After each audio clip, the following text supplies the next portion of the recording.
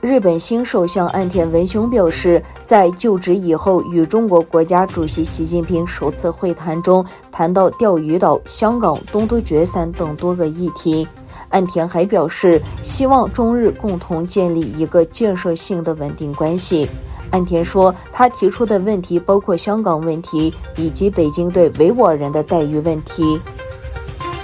台湾星期六表示，台湾的未来由台湾人民决定，以此回应中国国家主席习近平以和平方式实现祖国统一的宣示。习近平星期六早些时候在纪念辛亥革命110周年大会上说，以和平方式实现祖国统一，最符合包括台湾同胞在内的中华民族整体利益。台湾总统府发言人对此作出回应，指出中华民国是主权独立的国家，不是中华人民共和国的一部分，而国家的未来掌握在台湾人民的手中。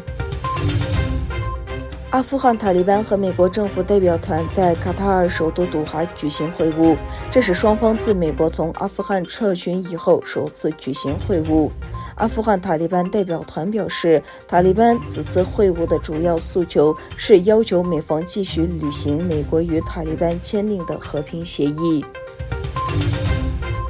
据俄新社当地时间9日援引俄罗斯联邦调查委员会消息，在纸发稿时，该州发生的饮用酒精代用品中毒事件已导致29人死亡，另有25名中毒者尚在医院接受治疗。美军核动力潜艇康涅狄格号上周六在南海的国际海域撞上不明物体，造成10余名官兵受轻伤。美国官员称，目前尚不清楚撞击的原因。美国官员匿名透露，该事件发生在南海的国际水域。